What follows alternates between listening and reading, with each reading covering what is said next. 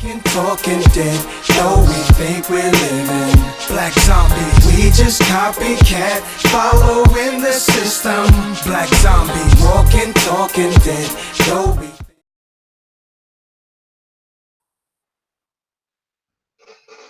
Shalom, Israel.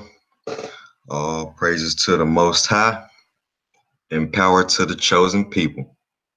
All right, now today we're going to talk about, something that the Egyptians or the Egyptologists or people in the Kemetic community have been talking about as far as, the Europeans have cut off the noses of these Egyptian statues because they're trying to hide the identity of these black people. They're trying to hide the African features that they had, right?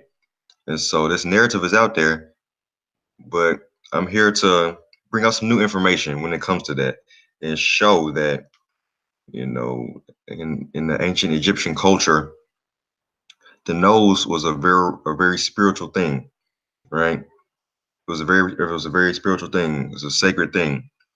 All right. And so I'm not gonna be too long with it. I'm just gonna go over the information and tie it back into tie back to the early Roman period, right? Where you see noses cut off of these Greek statues. Okay. So let's rock out. Right, it says, why no nose? Ancient breath of life and remarkably powerful living statues. All right. So for ancient Egyptians, a person's life was composed of 5 distinct aspects: the physical body, Kat, the shadow, Shuyet, the name Ren, the physical part of the soul, Ba, and the spiritual part of the soul, Ka. So Ba and Ka. Pay attention to Ba and Ka. Ba and Ka is going to be important throughout the rest of this article.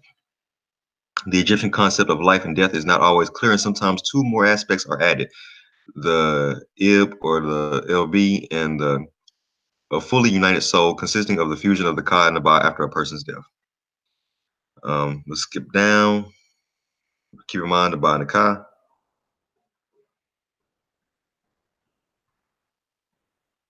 All right, now we're going to go down to the name. The name of the deceased was an important aspect that was given at birth, and it was believed should always be displayed on murals and statues of the person concerned. Everything was put in place to protect and maintain the name through writings and cartridges. All right, the Book of Breathings. The Book of Breathings, as a derivative of the Egyptian Book of the Dead, was an important means to ensure the survival of a person's name. Removing a name from a temple, tomb, or image, as happened many times by a subsequent pharaoh, was a terrible event for the deceased. There are countless examples in ancient Egyptian temples and monuments where the pharaoh's names were removed by their successors, so they could easily own a temple without building a new one. Therefore, the name of a pharaoh was often repeated and displayed in as many places as possible to ensure that the name continued to be read and spoken. All right, now we're going to get into the soul. The Ba and the Ka. Keep in mind the Ba and the Ka. It's important. The Ba and the Ka are the 2 main aspects of a person's soul. The Ba is the physical part of the soul that was displayed as a bird with the head of a human being, and as such was able to travel as the soul between heaven and earth. Keep that in mind. The Ba is thus the only aspect of the deceased which can move freely. In order to be able to move and survive in the afterlife, the Ba needed food, which was realized by offerings to the deceased. It was felt the Ba often swirled among relatives and friends in the physical world. It was the only connection between the real world and the afterlife in which they were able to assume different forms. In fact, the Ba was the moving part of the deceased soul, while the Ka represented the life force and the spiritual part of the soul, administered at birth as the first breath of life. Only during the day, the Ba was allowed to leave the tomb to be among the living, while the Ka remained in the tomb. All right, so keep all that in mind, and we're finna go right down to the bones. But let me go right here. Let me go down to the living statue. You can read the rest of this article for yourself, but I'm just finna touch on a few things and then tie it back to the early Roman period. All right, so it says living statue. The Ka is represented by 2 raised arms at an angle of 93 degrees, which symbolize the life force of a human body, and sometimes these raised arms are part of the Ka statue.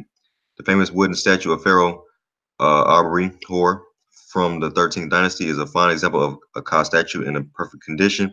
It is located in the Egyptian Museum in Cairo. In fact, the Ka statue in perfect condition is a living statue in which the life force of the deceased is still present. Such a statue is remarkably powerful. All right. Killing a statue, removing the nose. Watch this. This is vital.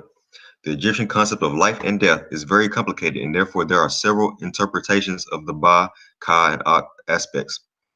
It is a fact that the Ka statues are the so-called doubles or shadows of the deceased, and that the Ka forms an important internal part of these statues and murals. In ancient times, one believed that nasal breathing was breathing into the soul in order to increase one's universal life force or prana. The shadows of individuals did not constitute an exception for the successive pharaoh. It was therefore vital that these statues and murals could not exert any negative effect in the world of the living, especially the world of the ruling pharaoh. The statues themselves were allowed to remain undamaged. Only the Ka inside the statues had to be made harmless by ensuring that the Ka could no longer breathe and would die. Since the human nose is the main external respiratory organ, it was carefully removed to prevent the statue from breathing. All right. The removed nose as a symbol of the breath of life made the statue or mural harmless and made it impossible for a former ruler to exert any influence on the living. In fact, Ka means nothing but breath, and removal of the nose was the only option to ensure the Ka and the Ba could not reunite in the afterlife. There will be no resuscitation of the Ak, and the influence of the deceased on the living is reduced to zero. A thus violated Ka statue is therefore harmless. For this reason, the noses of the vast majority of the ancient Egyptian statues, murals, and wall reliefs have been removed intentionally. The first and last breath of life is the greatest secret of all and the only and shortest connection to our soul. So you see this? You see that? The nose was intentionally removed by the Egyptians because the nose represented a life force. It represented a life force, right? Because in Egyptian culture, they believe that they could take physical things from this life into the afterlife. That's part of Egyptian culture.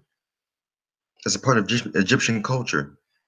And like we said, let's go back. Let's look at what the Ba and Kaya is. Okay, the Ba is the physical part of the soul that was displayed as a bird with the head of a human being, and as such was able to travel as a soul between heaven and earth. The Ba is the only aspect of the deceased which can move freely. In order to be able to move and survive in the afterlife, the Ba needed food, which was realized by offerings to the deceased. All right. The Ka represented the life force and the spiritual part of the soul administered at birth as the first breath of life. All right. So for the successive pharaoh, the pharaoh that comes in, they don't want no negativity from the dead pharaoh. They feel like the pharaoh can come in between the heaven and earth. So they cut off the life force so that the pharaoh that's dead cannot come and bring on any negativity to the new pharaoh. This is part of Egyptian culture. Like I said, just do your reading, do your research on this. All right. And so now people will be like, well, brother, I still believe that, the Europeans have tried to cut off the noses of these statues. They're trying to preserve they're trying to, do away with the African features of our great, pharaohs in the past. So that way we don't know who these people are. I'm like, let's see. Because in Roman period, they were doing the same thing. Ooh, we don't know that. Let's check it out, though. Broken noses, crosses on the forehead, the fate of statues at the end of antiquity. All right. From the 6th century BC through the 4th century AD, sculpture had been created and destroyed, stolen and repositioned, but always prominently displayed and used in the context of Corinthian religion, economic activity, and urban life. Yet from about the 5th century creation of New New work dropped off rapidly, preceded by a decline in technical ability and availability of raw materials, and closely followed by defacement and then destruction of most of what existed in public and private context. Between the 5th and 10th centuries, the only new sculpture created in Corinth was in the form of architectural members of Christian reliefs for church decoration, while ancient sculpture of pagan or secular significance alike was steadily marked with crosses, defaced, cut up, reused, or melted down. This new attitude to sculpture was a fundamental change of late antiquity, as individually and collectively people both ceased to create new sculpture and undertook the actual physical destruction of most of what existed. All right, so look at this. No nose, cross on the head, no nose. And you'll see this, and like I said, you can look this up in the Roman period. These are white people, and they're defacing these statues. No noses. The statue of Augustus, Ephesus. Look at this. Look at this. Statue of Germanicus. Germanicus. My bad. First head of Aphrodite from Agora at Athens. See this? You see this? You see this? And there's more pictures, but this is just a little thing. This is a little thing. Now let's read the rest. It says, why smash the nose? I believe the answer to this may be found in hagiographical literature, where statues may be possessed by demons or else talismans for magical purposes. It sounds very similar to Egyptian culture as far as, the afterlife, taking part and bringing in negative influences into this life, right? And these statues have power in Greek culture, just like they did in Egyptian culture, which is why they embalmed them and they put all kinds of gifts in the tombs, and because they thought that you could take things with you in afterlife, and they put precedence on reserving the body, on reserving things, making statues and building and erecting idols and things of that nature. It's the same thing in Roman in the early Roman period, or in the Roman period in general. It's paganism stuff. They took a lot of that stuff from Egyptian culture. They took a lot of that stuff from Egyptian culture. A lot of the things that the Romans did, they took from Egyptian culture. You know what I'm saying? So like I said, you will see defaced Roman statues. You'll see defaced Greek statues. So let's continue to read. There is a chain of references to follow in order to get to the primary sources, but this is for another day. But I incidentally came across a Jewish source, the Mishnah, discussing how to nullify an idol. How does one nullify it? If he has cut off the tip of its ear, the tip of its nose, the tip of his finger, if he battered it, even though he did not break off any part of it, he has nullified it. If he spit in his face and urinated in front of it, scraped it through excrement, added, lo, this does not constitute an act of nullification.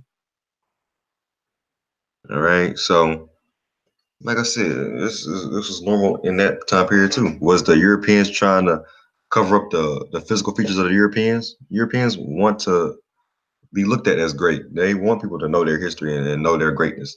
So why would they deface their nose, or why would they deface themselves, or take off the nose? And in the Greco-Roman period, why would they do it then?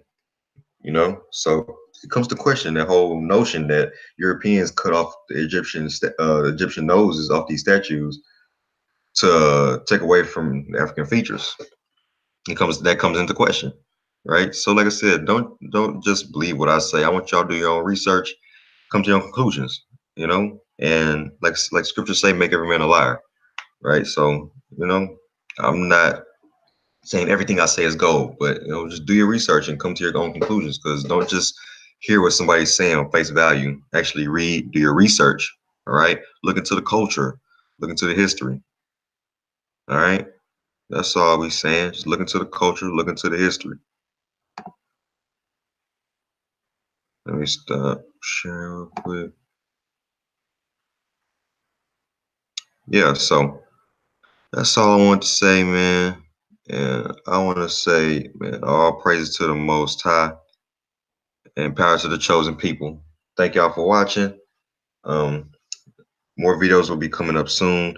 And yes, I'll be posting a promo video for my charity at the end, and you can donate. The link is in the description box to donate to the HTH charities to helping the homeless charity.